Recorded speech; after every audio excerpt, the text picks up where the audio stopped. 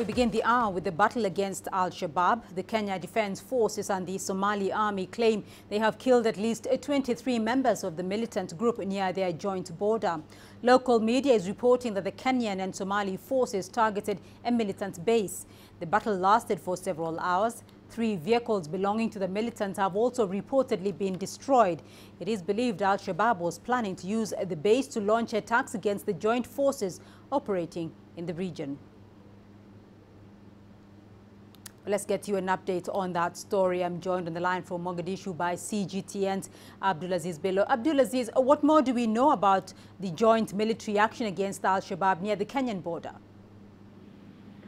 Well, Beatrice, as you've said, the operation lasted for several hours and it took place in an area known as Fahdun. Now, that specific area is located in Gede region, right on the border between Kenya and Somalia. Now, from what we've been able to gather from security forces here in Mogadishu is that the Kenyan forces, accompanied by a Somali National Army, they launched a raid on a militant base camp in that specific area on the outskirts of Fahdun. Now, Gede region and the entire Jubaland area is under the control of AMISOM Sector 2. Sector 2 now is the Kenyan Defence Force who are operating in that area. And they've often come under deadly attacks from Al-Shabaab in previous occasions where the militants have overrun several African Union camps belonging to Kenya. So the Kenyan Defence Forces were on high alert and they managed to neutralize 24 militants in that attack,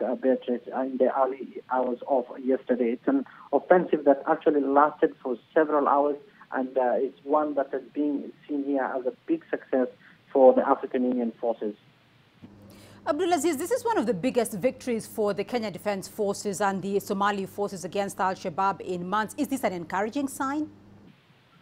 Well, definitely, yes, this is an encouraging sign because if we look at AMISOM operations over the past couple of years, it seems that they've been on the receiving end more than being on the offensive.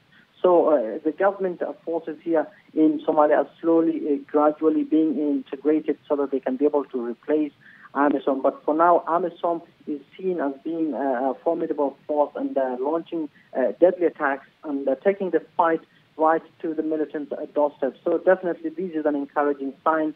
Government forces also recently liberated several villages on the outskirts of Mogadishu that have acted as a launching pad for Al-Shabaab over the past years. And also, today in the morning, government forces in central Somalia also they took a town known as Mokokori, that is along the Ethiopian-Kenyan border. So definitely, experts here are saying that this is an encouraging sign that the forces are improving their capability here in Somalia.